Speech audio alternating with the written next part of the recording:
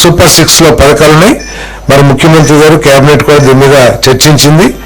అదేవిధంగా ఫిషర్మెన్కి గత ప్రభుత్వం కేవలం 10,000 రూపాయలు మాత్రమే ఇచ్చింది. కానీ ఈ ప్రభుత్వం ఏదైతే ఎన్నికల్లో ప్రకటించామో 20,000 రూపాయలు ఇవ్వడానికి నిర్ణయం తీసుకున్నాం. ఏప్రిల్ మాసంలో ఇవ్వడానికి నిర్ణయం తీసుకున్నాం అని చెప్పేసి కూడా మనం చేస్తాను. ఫిషరీస్ కి సంబంధించి 10 నుంచి 20,000 అన్నారు. దేనికి వేట నిషేధిస్తారు టైం ఎప్పటి నుంచి వస్తుంది, ఎంతమందికి బెనిఫిట్? దాని మీద పూర్తి డీటెయిల్స్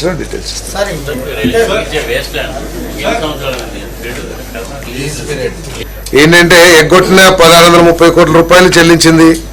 తర్వాత 24 గంటలు కాదు, 24 గంటల కంటే కూడా తక్కువ సమయంలోనే రైతు పండించిన పంటలకి డబ్బులు చెల్లించింది ధాన్యం రైతులకి. అదేవిధంగా పామాయిల్కి అయితే 12,000 రూపాయలు గత ప్రభుత్వం చెల్లిస్తే ఈరోజు 20,000 రూపాయలు పైబడి ఈరోజు రైతుకి గిట్టుబాటు లభిస్తా ఉంది ధరలో. కాబట్టి రైతుకు కావాల్సిన కార్యక్రమాలన్నీ కూడా బాగా జరుగుతున్నాయి.